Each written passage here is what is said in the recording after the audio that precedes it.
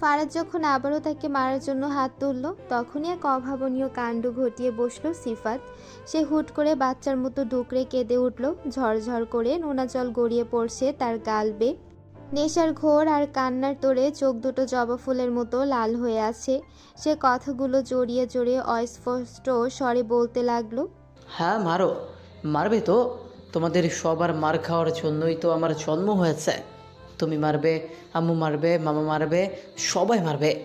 এতবার না মেরে আমাকে একদিনেই কেন মেরে ফেলো না? কেন বাঁচিয়ে রেখেছ? তোমাদের কাছে কী চেয়েছিলাম আমি? শুধু একটা স্বপ্ন চেয়েছিলাম, নিজের মতো করে বাঁচতে, কিন্তু তোমরা সেই স্বপ্নটাকে শ্বাসরোধ করে খুন করেছ। এখন আর শাসন করে কি হবে ভাইয়া? যে মানুষের স্বপ্ন মরে গেছে সে তো অনেক আগেই লাশ হয়ে গেছে। আমাকে নতুন করে মারার আর কিছু অবশিষ্ট নেই। একদমে কথাগুলো বলে সিফাত আর এক মুহূর্ত সেখানে দাঁড়ালো না। জামার হাতায় চোখ মুছতে মুছতে টলমল পায়ে রুম থেকে বেরিয়ে গেল সে। ফারাজ পাথরের মতো স্থির হয়ে দাঁড়িয়ে রইল। সিফাতের আর্তনাদ তার বুকের বাম পাশটায় সজোরে আঘাত করেছে। শানু তাকে ছেড়ে দিয়ে দূরে গিয়ে দাঁড়ালো। পুরো ঘরে এক অসহ্য স্তব্ধতা। ফারাজ নিষ্পলক চোখে সিফাতের চলে যাওয়ার পথের দিকে তাকিয়ে রইল। তার চোখে তখন শাসনের রুদ্র মূর্তির বদলে এক ধরনের অপরাধ বোধের ছায়া। সে শানের দিকে না তাকিয়ে ধরা গলায় বলল, ওকে বল ড্রাগ না নিতে, মেডিকেলে সমস্যা হবে।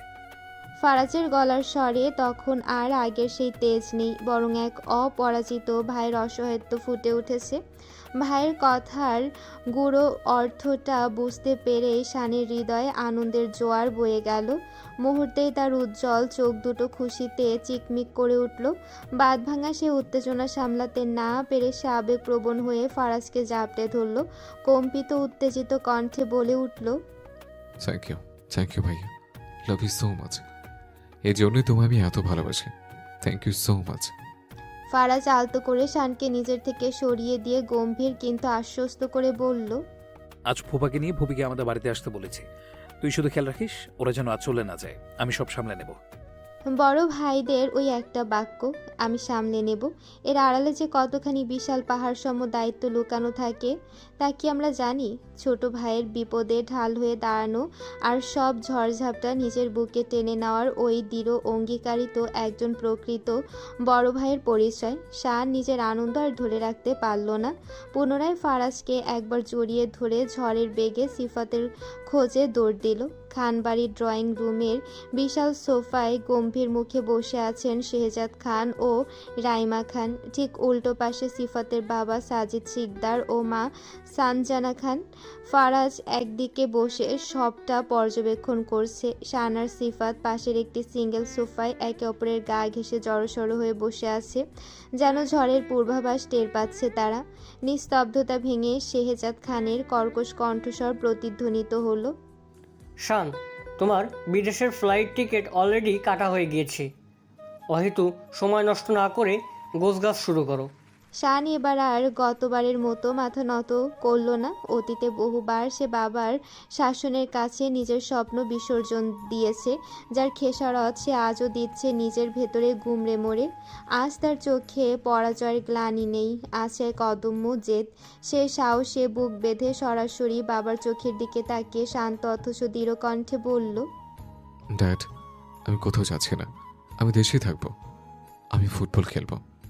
ছেলের মুখে এমন সপাটে উত্তর শুনে শেহজাদ খান যেন হিতাহিত জ্ঞান হারিয়ে ফেললেন। তিনি গর্জে উঠে বললেন, কি বললে? এখনও ওই থার্ড ক্লাস চিন্তাভাবনা নিয়ে পড়ে আছো তুমি? এই ফুটবল খেলা আজ পর্যন্ত বাংলাদেশে কার ফিউচার করেছে? বাংলাদেশের ফুটবলের জঘন্য অবস্থা জানো তুমি? এসবের পেছনে সময় নষ্ট করে কোনো লাভ নেই। চুপচাপ আমার কথা মানো, বড় হয়ে আর রাজনৈতিক গদিতে বসবে। তুমি কি এরকম ফালতু জেদ ধরে আমি তোমার ক্যারিয়ার নষ্ট করতে দেব না। দুদিন পর পর ইনজুরি নিয়ে বাড়িতে পড়ে থাকবে আর আমার টাকা নষ্ট করবে, এসব আমি সইব না। তিনি সিফাতের দিকে ফিরেও তীক্ষ্ণ গলায় বললেন, সিফাত, তুমি ওর কথায় প্রভাবিত হবে না। নিজের ফিউচারে মন দাও। আজ পর্যন্ত বাংলাদেশ থেকে কোন বড় ফুটবলার বের হতে পারেনি। আগে ন্যাশনাল টিমের অবস্থা দেখো, তারপর স্বপ্ন দেখো। সাজিদ, তুমি তোমার ছেলেকে ভালো করে বোঝাও।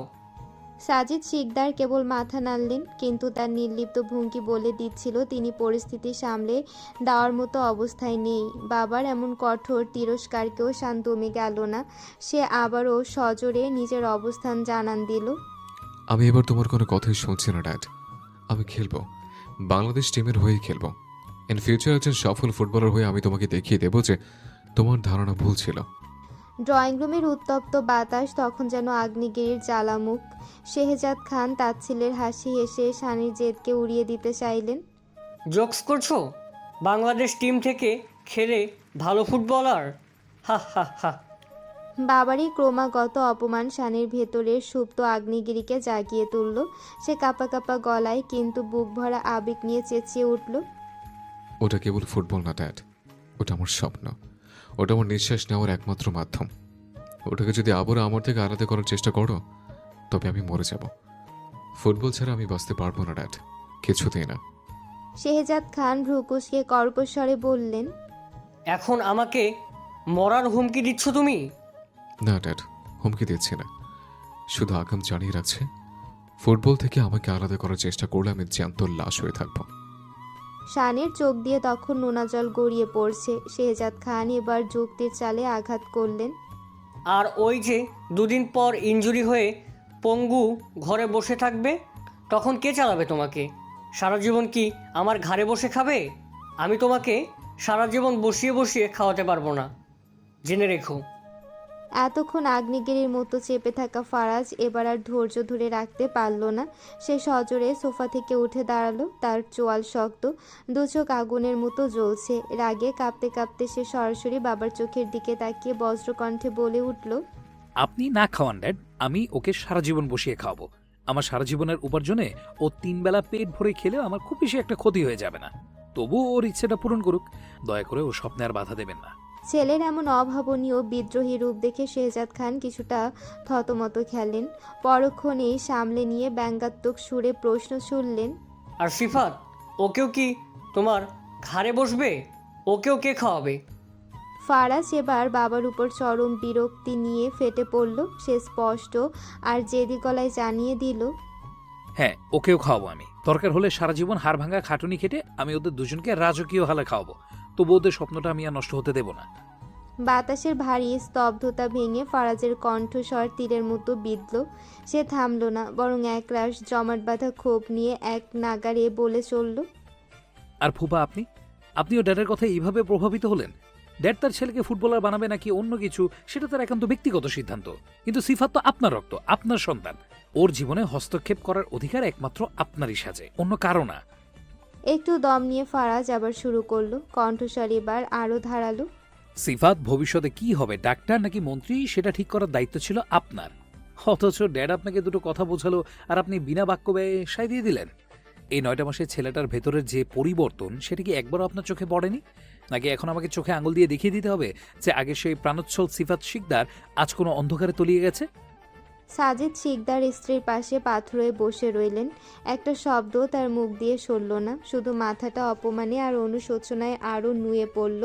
ফারাজ মিথ্যা বলেনি। এই 9 মাসে তিনি নিজের চোখের সামনে এক নক্ষত্রের পতন দেখেছেন। তার উজ্জ্বল মেধাবী ছেলেটা যেন কোনো এক গভীর ব্ল্যাক হোলে হারিয়ে গেছে। একটা সময় যে ছেলেটা দিনরাত ফুটবল নিয়ে পড়ে থাকতো, যার কাছে একটা সিগারেটের ধোঁয়াও ছিল অচেনা, আজ সে নেশার ঘোরে আচ্ছন্ন হয়ে থাকে। সাজিদ শিকদার নিজেই ছেলের ঘর থেকে ইনজেকশন, কোকেন আর বিদেশি মদের বোতল উদ্ধার করেছেন। শাসন, বারণ কিংবা আকুতি কোনো কিছুই সে পতন ঠেকাতে পারেনি। তিনি যেন নিজের হাতে ধ্বংস করা নিজের ছেলের জীবনের সামনে বসে আছেন। সাজিদ শিকদার নিশ্চুপ থাকলেও শেহজাদ খান গর্জে উঠে দাঁড়িয়ে বললেন। ফারাজ, তুমি কিন্তু সীমা ছাড়িয়ে যাচ্ছ। বড়দের সাথে কথা বলার ধরনটা অন্তত সংযত করো। আমি যখন একবার বলে দিয়েছি যে শান আর সিফাত ফুটবলার হবে না, তার মানে হবে না। এসব ফালতু ফুটবলের নেশা নিয়ে আমি ওদের পড়ে থাকতে দেব না। ওদের ভবিষ্যতে কি হবে তা আমি নির্ধারণ করব। ফারাজ দম্বার পাত্র নয়। স্বভাবজাত জেদ আর তাচ্ছিল্যের হাসি মুখে ফুটিয়ে সে পাল্টা জবাব দিল। ফুটবলকে তুচ্ছ তাচ্ছিল্য করে লাভ নেই। আমিও স্পষ্ট বলে দিচ্ছি, আমার ভাই ফুটবলারই হবে। ও বাংলাদেশ জাতীয় দলের জার্সি গায়ে মাঠে নামবে এবং সুযোগ পেলে বিশ্বকে দেখিয়ে দেবে ও কি করতে পারে। আপনি চাইলেও ওদের আটকে রাখতে পারবেন না। শেহজাদ খানের চোখ দুটো রাগে ছোট হয়ে এলো। দাঁতের দাঁত চেপে তিনি শুধালেন, তুমি কি আমাকে চ্যালেঞ্জ করছো? অবশ্যই, আমি আপনাকে ওপেন চ্যালেঞ্জ করছি। আমার ভাইয়েরা ফুটবল খেলেই এমন কিছু করে দেখাবে যা আপনি মন্ত্রী হয়েও এই দেশের জন্য করতে পারেননি। ওরা হবে এই দেশের কোটি মানুষের আইডল। ওদের গন্তব্যে পৌঁছানোর পথে যত বাধা আসবে আমি পাহাড় হয়ে দাঁড়িয়ে সে সব সরিয়ে দেব। যা যা করা লাগে আমি একা হাতে তাই করব। ফারাজ, শেহজাদ খানের বজ্র কঠিন কণ্ঠস্বর ড্রয়িং রুমের দেয়ালগুলোতে আশ্রে পড়ল। ফারাজ বিন্দু মাত্র কুঁকড়ে গেল না। সে তপ্ত চোখে বাবার দিকে তাকিয়ে ধীর স্থির কণ্ঠে বলল, ধমক দেবেন না ড্যাড। আমি এখন আর সেই ছোট্ট ছেলেটি নই যে আপনার এক ধমকে ভয়ে সিটিয়ে যাব। মনে রাখবেন, আমি আপনারই রক্ত। আপনি যদি নিজের আভিজাত্য আর অহংকার ধরে রাখতে জেদ ধরেন, তবে আমিও আমার দাবিতে অটল থাকব। ওরা ফুটবল খেলবে না, এটাই আমার শেষ কথা। শেহজাদ খান দাঁতের দাঁত চেপে বললেন। ফারাজ দ্বিগুণ তেজে গর্জে উঠল, ওরা ফুটবল খেলবে, আমি বলেছি খেলবে না। আর আমি বলছি খেলবে। ফারাজের শেষ বিস্ফোরণে খান বাড়ির ড্রয়িং রুমের উপস্থিত সকলের মানুষের সঙ্গে যেন আসবাবপত্রগুলো থরথর করে কেঁপে উঠল। তার চোখ দুটোর আগে লাল হয়ে আগুনের পিণ্ড হয়ে আসে। বাবার চোখের মণিতে সরাসরি চোখ রেখে কথা বলছে সে। ফারাজ এমন রুদ্র মূর্তি উপস্থিতি সবার বুকে কাঁপন ধরিয়ে দিল। শান সোফার এক কোণে বসে অশ্রুসজল চোখে বড় ভাইয়ের দিকে তাকিয়ে আছে। সে ভাইকে এর আগে অনেকবার রেগে যেতে দেখেছে, শাসন করতে দেখেছে, এমনকি বাবার সাথে তর্ক করতেও দেখেছে, কিন্তু এমন ভয়ানক রূপ আগে কখনো দেখেনি। আজ শুধু ছোট ভাইদের স্বপ্নের জন্য ফারাজ যেভাবে ঢাল হয়ে দাঁড়িয়েছে তা সত্যি অভাবনীয়। শেহজাদ খানের চোয়াল শক্ত হয়ে এলো। মুষ্টিবদ্ধ হাতে তিনি নিজের সীমাহীন ডাক নিয়ন্ত্রণে রাখার ব্যর্থ চেষ্টা করলেন। ছেলের এই অবাধ্যতা তার কাছে শুধু বিস্ময়কর নয়, বরং এক চরম অপমান। তিনি শীতল কণ্ঠে বললেন, ফারাজ, তুমি কিন্তু এবার অনেক বেশি বাড়িয়ে করছো। হয়তো করছি, কারণ কম করলে সেটা আমার ভাইদের প্রতি অন্যায় হতো ড্যাড। আপনি আমাকে আজ এই পর্যায়ে নিয়ে এসেছেন। দয়া করে এমন কিছু করবেন না যাতে আমি আরো বেশি অবাধ্য হয়ে উঠি। পরিস্থিতি বেগতিক দেখে রাইমা খান শাসিয়ে উঠলেন, ফারাজ, অনেক হয়েছে, এবার থামো। ড্যাডের সাথে কিভাবে কথা বলতে হয় তুমি কি ভুলে গেছো? গলার স্বরটা নামাও। আগে তো কখনো তুমি এতটা অভদ্র আচরণ করনি। মায়ের ধমকেও ফারাজ আজ দমল না। সেই স্থির দৃষ্টিতে মায়ের দিকে তাকিয়ে শান্ত অথচ দৃঢ় স্বরে বলল, আমি ড্যাডও আগে কখনো এমন কোনো কাজ করেনি যার জন্য আমাকে গলা উঁচিয়ে কথা বলতে হয়। আজ তিনি বাধ্য করেছেন বলেই আমি আমার সীমা অতিক্রম করছি। রাইমা খান অবিশ্বাসের চোখে ছেলের দিকে তাকিয়ে রইলেন। তার চোখের সামনে দাঁড়িয়ে থাকা এই যুবক কি সত্যি তার সেই ফারাজ, নাকি ক্ষোভের আগুনে পুড়ে যাওয়া অন্য কেউ? আজ যেন ফারাজের পরিচিত রূপটি কোনো এক অচেনা অভদ্রতার চাদরে ঢাকা পড়ে গেছে। শেহজাদ খান এবার বড়ই ধূর্ততার সাথে মোড় ঘুরিয়ে দিলেন। তিনি ড্রয়িং রুমে উপস্থিত সাজিদ শিকদারের দিকে তীক্ষ্ণ দৃষ্টিতে তাকিয়ে সরাসরি প্রশ্ন ছুড়লেন, সাজিদ, তুমি কি চাও তোমার ছেলে ফুটবলার হোক? তুমিও কি ফারাজের এই পাগলামিতে সায় দিচ্ছ? সাজিদ শিকদার আজ আর ৯ মাস আগে সে মানুষটি নেই। সময়ের ঘাত প্রতিঘাত আর ছেলের ধ্বংস হয়ে যাওয়া জীবন তাকে এক চরম সত্যের মুখোমুখি দাঁড় করিয়েছে। তিনি মাথা তুলে সোজা হয়ে বসলেন, গলায় এক অদ্ভুত স্থিরতা নিয়ে বললেন, সিফাত বিস্ময়ে বিস্ফোরিত চোখে বাবার দিকে তাকিয়ে রইল। নিজ কানে শোনা কথাগুলোই বিশ্বাস করতে পারছে না সে। এই কি সেই মানুষটা যে মাত্র ৯ মাস আগে ফুটবল খেলবো বলায় তাকে কুকুরের মতো পিটিয়েছিল, ফুটবল থেকে দূরে রাখতে তাকে অন্ধকার ঘরে পশুর মতো বন্দি করে রেখেছিল? সিফাত অপলক দৃষ্টিতে চেয়ে রইল বাবার চেহারার দিকে। তবে কি সত্যি অনুশোচনার ছাপ ফুটে উঠেছে? সাজিদ শিকদারের উত্তরটা শেহজাদ খানের অহংকারের সজোরে আঘাত করল। তিনি নিজেকে অপমানিত বোধ করলেন, কিন্তু দমে গেলেন না। এবার তিনি তার বোনের দিকে তাকিয়ে শেষবারের মতো জিজ্ঞেস করলেন, তোমারও কি একই মত? চোখের উপর বৈদ্যুতিক আলোটা ঠিকরে পড়তেই রুশদি তন্ডা টুটে গেল। ভোরের ঘুমটা যেন জোর করে কেড়ে নেওয়া হয়েছে। সে চোখের পাতা মেলবার চেষ্টা করলো, কিন্তু তীব্র আলোর ঝটকায় বারবার চোখ মুখ কুঁচকে আসছে। ধীরে ধীরে ঝাপসা ভাবটা কাটলে রুশদি দেখতে পেল ড্রেসিং টেবিলের সামনে দাঁড়িয়ে ফারাজ চুল ঠিক করছে। পরনে পাইলটের ধবধবে সাদা ইউনিফর্ম। পাশের খাটে রুশদির কোল ঘেঁষে ছোট্ট শের তখনও গভীর ঘুমে আচ্ছন্ন। রুশদি কোনো মতে আলস্য ভেঙে উঠে বসল। তার নড়াচড়ার শব্দে ফারাজ আয়নায় একবার রুশদির প্রতিবিম্ব দেখে নিল, তবে কথা না বাড়িয়ে নিজের সাজসজ্জায় মন দিল। রুশদি হাই তুলে আড়মোড়া ভেঙে বেশ অবাক হয়ে জিজ্ঞেস করল, এত রাতে কোথায় যাচ্ছেন? ফারাজ পেছনে না ফিরে নির্লিপ্ত কণ্ঠে জবাব দিল, ফ্লাইট আছে।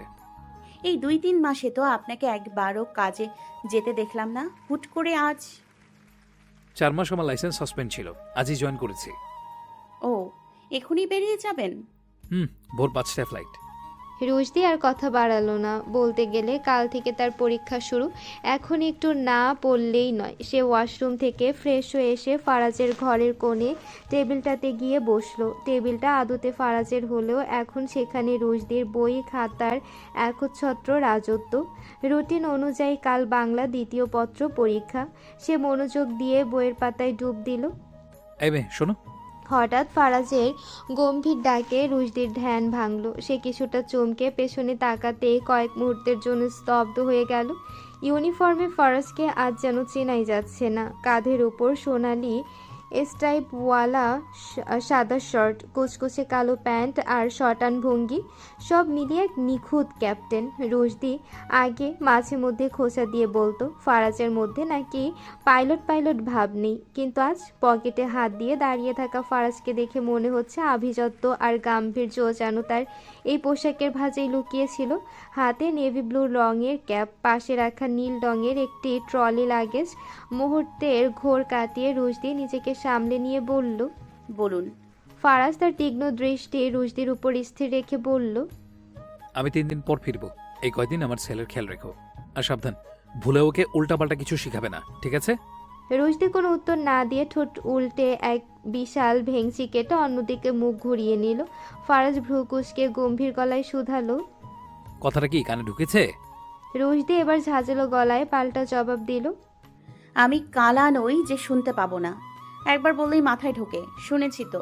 তা কথাটা কি একটু ভদ্রভাবে বলা যায় না? ফারাজের শান্ত প্রশ্ন। রুশদি তড়িৎ বেগে ঘুরে বসে বলল, কেন? আপনি কি কথাটা খুব ভালোভাবে বলতে পেরেছেন? আপনার বলা উচিত ছিল, রুশদি আমি যাচ্ছি, 3 দিন পর ফিরবো। তুমি দয়া করে ওর একটু খেয়াল রেখো, কোনো অসুবিধা হলে আমাকে ফোন করো। এভাবে বলতে পারতেন না? ফারাজ কিছুক্ষণ তাকিয়ে থেকে দীর্ঘশ্বাস ফেলল, তারপর সুর নরম করে বলল, আচ্ছা বাবা, যাও বললাম। রুশদি আমি যাচ্ছি, 3 দিন পর ফিরবো। তুমি আমার ছেলের একটু খেয়াল রেখো, কোনো সমস্যা হলে জানিও, হয়েছে তো? তবুও বলছি ওকে উল্টাপাল্টা কিছু শেখাবে না। রুশদি এবার কোমরে হাত দিয়ে দাঁড়িয়ে প্রশ্ন শুনল, কি উল্টাপাল্টা শেখাবো শুনি? তোমার মাথায় তো সারাদিন উদ্ভট সব আইডিয়া ঘোরে, আমার মাথায় থাকলে হয়তো বলতে পারতাম ঠিক কি কি শেখাতে পারো। তুমি যদি ভুলে ওকে উল্টাপাল্টা কিছু শিখাও তবে তোমার খবর আছে। রুশদি বেশ দম্ভের সাথেই বলল, এই যে আমাকে হুমকি দিলেন না, এবার দেখবেন আমি শেরকে কি শিখিয়ে রাখি। আমার খুব একটা কষ্ট হবে না, কারণ ও খুব দ্রুত শিখতে পারে। 3 দিনেই ওকে এমনভাবে বদলে দেব যে আপনি ফিরে এসে ওকে চিনতেই পারবেন না।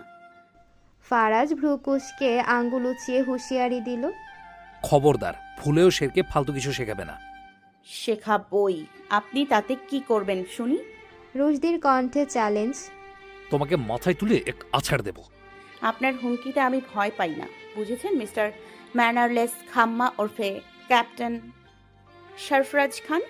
ফারাজ ঘড়ির দিকে তাকিয়ে দেখল 5টা বাজতে প্রায় 1.5 ঘন্টা বাকি। এয়ারপোর্ট যেতেই 1 ঘন্টার উপর লেগে যাবে।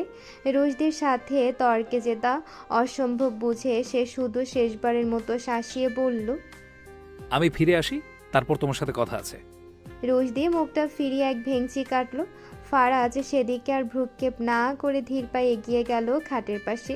সেখানে নিষ্পাপ ঘুমে আচ্ছন্ন ছোট্ট শের। পরম মমতায় ছেলের কপালে একটি বিদায় চুমু এঁকে দিয়ে সে ঘরের বাইরে বেরিয়ে গেল। ফারাজের চলে যাওয়ার পথের দিকে পলকহীন তাকিয়ে রুশদি রইল। মনের ভেতর অদম্য এক ইচ্ছা জাগলো পিছুটিকে বলতে, জানেন, পাইলটের ইউনিফর্মে আপনাকে একদম অন্যরকম লাগছে, বড্ড সুন্দর।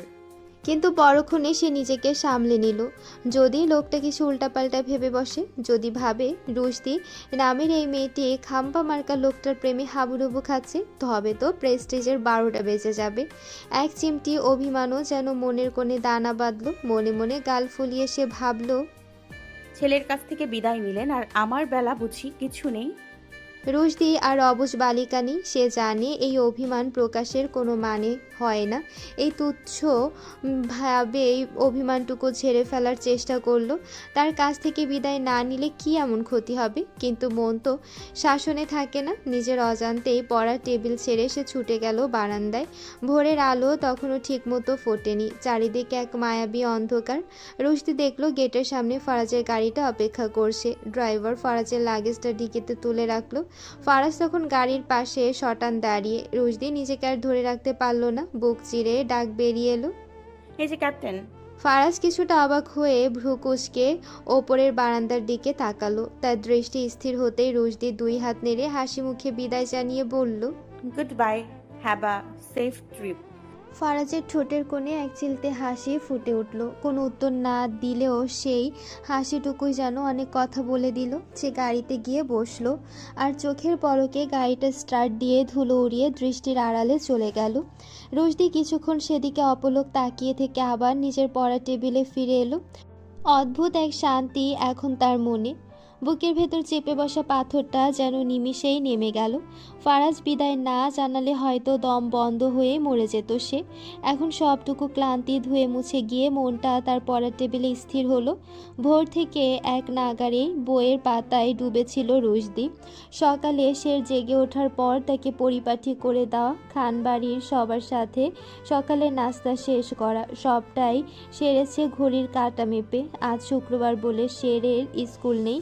কিন্তু ছোট মানুষটাও আজ তার মমকে একটু বিরক্ত করেনি, বরং সারাটার সময় সিফা তার শানের সাথে খুনসুটিতে মেতে থেকে রুশদিকে পড়ার সুযোগ করে দিয়েছে। দুপুর গড়িয়ে বিকেল নামলো। রুশদি তখনও সে পড়ার টেবিলে পাথরের মতো বসে। পড়ালেখার নেশায় সে আজ দুপুরের খাবারের কথা বেমালুম ভুলে গিয়েছিল। রাইমা খান নিজে ঘরে এসে যখন তাকে খাওয়ার জন্য ডাকলেন, রুশদি তার একনিষ্ঠ মনোযোগের দোহাই দিয়ে যেতে চাইল না। রাইমা খান তখন কৌতুক করে বললেন, অত না খেয়ে পড়তে হবে না বাপু, ফেল করলে কি এমন ক্ষতি? ঘরের বউ তো ঘরেই থাকবে। শেষমেশ রুশদি উঠতে না চালে রাইমা খান নিজে পরম মমতায় প্রতিটি লোকমা নিজের হাতে তার মুখে তুলে দিতে লাগলেন। সেই মুহূর্তে রুশদির বুকের ভেতরটা হাহাকার করে উঠল। কড়া মেজাজের রাইমা খানের আবরণে সে যেন বারবার নিজের জন্মদাত্রী মাকে খুঁজে পাচ্ছিল। শেষ কবে মায়ের হাতের ছোঁয়ায় তৃপ্তির সাথে খেয়েছিল তা আজ আর মনে পড়ে না। মায়ের গায়ের সে চেনা গন্ধটা সময়ের সাথে ফিকে হয়ে আসছে। প্রতিটি লোকমা মুখে দেওয়ার সময় রুশদির বুকের ভেতরটা হু হু করে উঠল। মুহূর্তের জন্য রুশদির চোখের কোণে 2 ফোঁটা নোনা জল জমা হলেও খুব কৌশলে সে তা আড়াল করে নিল। ভাবি, আসবো? শানের কণ্ঠস্বর শুনে রুশদি পেছনে ফিরল, হাসি মুখে বলল, আসুন ভাইয়া। শান ঘরে ঢুকে আয়েশ করে বিছানায় বসলো। তার পিছু পিছু খুদে শয়তান শেরও এসেছে চাচার দেখা দেখি জাকিয়ে বসলো। শান সরাসরি কাজের কথা এলো। ভাবি, তুমি না মার্কেটে যাবে? তাহলে রেডি না হয়ে বসে আছো কেন? তাড়াতাড়ি তৈরি হয়ে নাও। রুশদি অবাক হয়ে ভ্রু কুঁচকাল। আপনাকে কে বললো আমি মার্কেটে যাব? ওই যে আপনার গুণধর স্বামী ভাইয়া কল করে বলল তুমি নাকি কিসব কিনবে, তাই তোমাকে যেন মার্কেটে নিয়ে যায়, টাকাও পাঠিয়ে দিয়েছে। আচ্ছা 10 মিনিট দিন, আমি চট করে রেডি হয়ে আসছি। রুশদি পড়ার টেবিল ছাড়তে নিলেই শান খুব মধুর সুরে ডাকলো, ভাবি। হুম। বলছিলাম কি, তোমার সেই বেস্ট ফ্রেন্ডটাকে সাথে নিলে কেমন হয়? তাকে এখন কোথায় পাবেন? তুমি একটা কল করে ম্যানেজ করো না ভাবি, প্লিজ। সরি ভাইয়া, পারবো না। ওর মামার বাসায় থাকে। এই অসময়ে মামা মামির বোধহয় ওকে বের হতে দেবে না। শান নাছর বান্দা। দেখো না ভাবি, যদি একটু ম্যানেজ করা যায়। রুশদি এবার বাঁকা হেসে বলল, আমি কি মেয়ে সাপ্লাই দিই যে আপনাকে মিস তিথিকে সাপ্লাই করে দিব? শান আবদারের সুরে বলল, আহারে ভাবি, ছোট দেবরটার জন্য এটুকু করতে পারবে না? আচ্ছা বাবা, ট্রাই করছি। ঠিক তখনই পাশ থেকে পুচকি শের ফোরন কাটলো। বুঝেছি, তুমি তিথি খালামুনির সাথে লাইন মারো। দাঁড়াও, আমি পাপা ফিরলে সব বলে দিব। শান থতমত খেয়ে বলল, আরে তুই কি তোর চাচুকে একটু ভালোবাসিস না শের? এইভাবে আমার ভালোবাসি বিড়ালের মতো বাগড়া দিচ্ছিস কেন? দেখ, তোর তিথি খালামুনি যদি এই বাড়ির বউ হয়ে আসে, তোরই তো লাভ। সারাদিন খেলার জন্য একটা সঙ্গী পাবি। শের বিজ্ঞের মতো মাথা নেড়ে বলল। লাভ তো আছেই, কিন্তু লসও আছে। রুশদি কৌতূহলী হয়ে জিজ্ঞেস করলো। লস কেন? শের নিজের বুদ্ধি খরচ করে উত্তর দিল, কারণ তিথি খালামুনির অন্য কোথাও বিয়ে হলে আমি নতুন একজন আঙ্কেল পাবো, যে আমাকে অনেক গিফট কিনে দিবে। আবার সান চাচুর অন্য কোথাও বিয়ে করলে আমি আরেকটা নতুন চাচি পাবো। তো দুই দিক থেকেই ডাবল লাভ। আমি কেন ডাবল গিফট মিস করব? তাই আমি মন থেকে দোয়া করছি জানো বিয়ে না হয়। আমিন। শানের তো রাগে চুল খাড়া হয়ে যাওয়ার দশা। তোর তো আজকে খবর আছে শের। আমার বিয়ের 12টা বাজিয়ে দিলে বদ্ধ দিয়ে তোকে আজকে কাঁচা চিবিয়ে খাবো। বলেই শান মজা করে শেরের গলা টিপে ধরার অভিনয় করলো। শেরও গলায় ব্যথা পাওয়ার ভান করে হাসতে হাসতে বলল, আমাকে মারলে আমি আরো বড় বদদোয়া দিব। তখন দেখবে তোমার চোখের সামনে তিথি খালামুনির বিয়ে অন্য কারোর সাথে হয়ে গেছে, আর তুমি দূরে দাঁড়িয়ে রাগে লুটির মতো ফুলবে। শের, শান গরজালো। চাচু।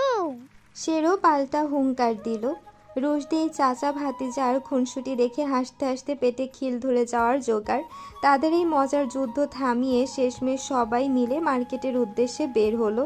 তবে রুশদি শত চেষ্টা করেও তিথিকে ম্যানেজ করতে পারল না। ফোনে অনেক সাধনা করলো, এমনকি তিথির মামা মামির সাথেও কথা বলল, কিন্তু কোনো লাভ হলো না। অগত্যা রুশদি, শের, শান আর সিফাতকে নিয়ে কেনাকাটা সেরে রাতে ঘরে ফিরল। আগামীকাল থেকে রুশদির জীবনের এক বড় যুদ্ধ। এইচএসসি পরীক্ষা শুরু। রুশদির স্নায়ুচাপ আজ চরমে থাকার কথা থাকলেও সে নিজেকে শান্ত রাখার আপ্রাণ চেষ্টা করছে। সন্ধ্যা অবধি যা পড়েছিল সেটুকুই যথেষ্ট মনে করে বই খাতা গুছিয়ে রেখেছে সে। অতিরিক্ত মানসিক চাপ নিলে রুশদির মাইগ্রেনটা চড়া দিয়ে ওঠে, আর একবার সে তীব্র যন্ত্রণায় ঘায়েল হলে পরীক্ষার হলে কলম চালানো দায় হবে। তাই আজ রাতে সে মনটাকে একদম ফুরফুরে রাখার চেষ্টা করলো, কিন্তু কেউ বোধহয় তার এই শান্তিটুকু সইতে পারলেন না। বিছানায় এপাশ ওপাশ করতে করতে 1 ঘন্টা পার হয়ে গেল, অথচ ঘুমের দেখা নেই। একটা অদ্ভুত শূন্যতা বুকের ভেতরটা কুড়ে কুড়ে খাচ্ছে। প্রতিটি নিঃশ্বাসের সাথে যেন একটা হাহাকার মিশে আছে। রুশদি ঠিক বুঝতে পারছে না এই রিক্ততা কিসের, কার অভাবে আজ সবটা ফাঁকা ফাঁকা লাগছে। ফারাজের? না, মোটেই না। যেই লোকটার সাথে দেখা হওয়ার মানে কথার লড়াই, তার জন্য রুশদির মন খারাপ হবে কেন? একবেলা দেখা না হলে আকাশ কি ভেঙে পড়বে? নিজের মনকে এই নিয়ে 1000 বার বুঝিয়েছে সে, অথচ সত্যি বলতে এই মন খারাপের আর কোনো দ্বিতীয় কারণও খুঁজে পাওয়া যায়নি। পাশে ছোট্ট শের তাকে আষ্টে পৃষ্ঠে জড়িয়ে ধরে শুয়ে আছে। রুশদি বুঝতে পারছে ওর চোখেও আজ ঘুম নেই। রোজ ঘুম না এলে সে কত শত আজব প্রশ্ন করে রুশদিকে অতিষ্ঠ করে তোলে, কিন্তু আজ রুশদি নিজেই বিরক্ত হয়ে অদ্ভুত সব প্রশ্ন শুরু করলো। শের? খুব নরম স্বরে টেনে টেনে ডাকলো রুশদি। হ্যাঁ মম। চটজলদি উত্তর দিল শের। গরু কেন ঘাস খায় রে? রুশদির এমন প্রশ্নে শেরের গোল গোল চোখ দুটো বিস্ময়ে আরও বড় হয়ে গেল। এই প্রশ্নটা তো তার নিজের মনেও কতবার এসেছে, কিন্তু কেউ বোকা ভাববে ভেবে সে কাউকে জিজ্ঞেস করেনি। সে বিজ্ঞের মতো উত্তর দিল, গরুর খিদে লাগে তাই। আমাদেরও তো খিদে লাগে, তাহলে আমরা ঘাস খাই না কেন? পাখি আকাশে উড়ে গেল, মাছ আকাশে ওড়ে না কেন? পাখি পানিতে সাঁতার কাটে না কেন? পাখির মা হয়তো মানা করেছে তাই। রুশদি এবার আরও এক ধাপ এগিয়ে প্রশ্ন করলো, পাখির মা পাখিকে কেন মানা করলো? কেনই বা পানির নিচে শ্বাস নেওয়ার ব্যবস্থা করে দিল না? শের এবার আর কোনো কুল কিনারা খুঁজে পেল না। সে ড্যাব ড্যাব করে রুশদির দিকে তাকিয়ে রইল। মনে মনে ভাবলো, মম কি আজ পাগল হয়ে গেলে? বাচ্চারাও তো এত উদ্ভট আর ফালতু প্রশ্ন করে না। রুশদি আসলে এক অদ্ভুত ঘোরের মধ্যে আছে। যখন মন খারাপের কোনো নির্দিষ্ট কারণ খুঁজে পাওয়া যায় না, তখন সেই কারণ না জানাটাই যেন আরও বড় মন খারাপের কারণ হয়ে দাঁড়ায়।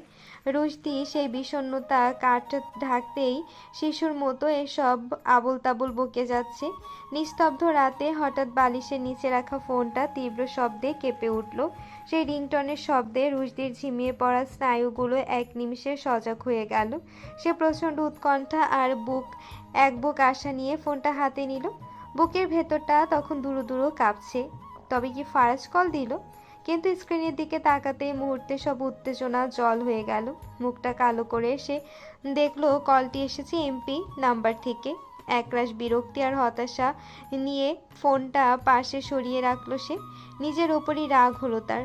আজব তো, ওই জেদি লোকটা কল দিলে তারা তো রোমাঞ্চিত হওয়ার কি আছে? সে কি তবে সত্যিই সে খাম্বা লোকটার অভাব বোধ করছে? নিজেকে সামলাতে না পেরে শেষমেশ কৌতূহল দমন করতে পারল না রুশদি। পাশে শুয়ে থাকা শেরকে ফিসফিস করে জিজ্ঞেস করলো, আচ্ছা শের, পাপার সাথে কি তোমার কথা হয়েছে?